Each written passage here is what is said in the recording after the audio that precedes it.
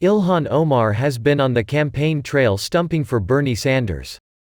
During a campaign event in New Hampshire on Friday, Omar argued that the media has falsely labeled her and Bernie as radicals. The media and many political pundits have labels they place on Senator Bernie and myself, and sometimes we get the same titles. And one that they like to use is radical, she said with a smile. Here's the truth: if believing that 500,000 Americans should not be forced into medical bankruptcy every single year is radical, then we're proud to be radical. She said also, if believing that mental health, vision health, dental health should be guaranteed to all Americans is something that they consider radical, then we should all be proud to be radicals. Omar argued that the opioid crisis could be solved by giving Americans Medicare for all and that free public education should be extended to college as well. If you believe that we should have Wall Street pay to cancel out student debt as radical, then we should all consider ourselves radical. Other topics that she argued as radical stances she's proud to take: wanting kids to eat school lunch even if they don't have money, not wanting to see homeless on the street in frigid weather, and believing it's wrong for Americans to be evicted from their homes because they can't afford rent.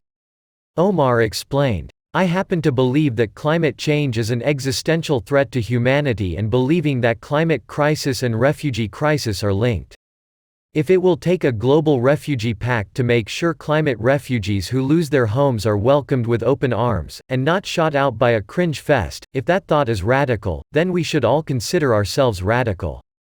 She happens to believe that we cannot continue to ship jobs overseas and pay workers pennies on the dollar while laying off highly skilled union worker at home, and I believe, with all my heart, that my destiny, your destiny, the destiny of workers around the world are linked together, she said. If that idea is radical, then I am so proud to be radical, Omar explained. The truth is the only radicalism we're motivated by is radical love. That's why we're calling on everyone to be moved radically by love for their neighbors, for our country, for our democracy, and for our humanity. Omar compared progressive views to that of Dr. Martin Luther King, saying that just before he passed away, he launched the Poor People's Campaign, building a multi-racial working-class coalition to end the three evils he saw: racism, poverty, and war. She argued that Sanders has continued on with the radical love Dr. King was fighting for as a means of fighting the dark cloud of hate hanging over America.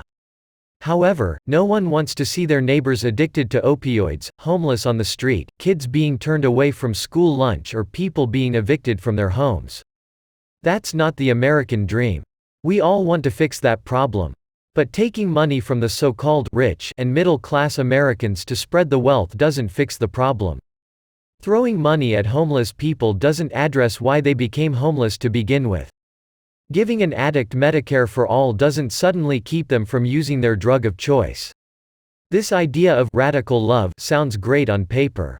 It's a feel-good type of movement, but it's not practical, especially when there's no plans to pay for this love.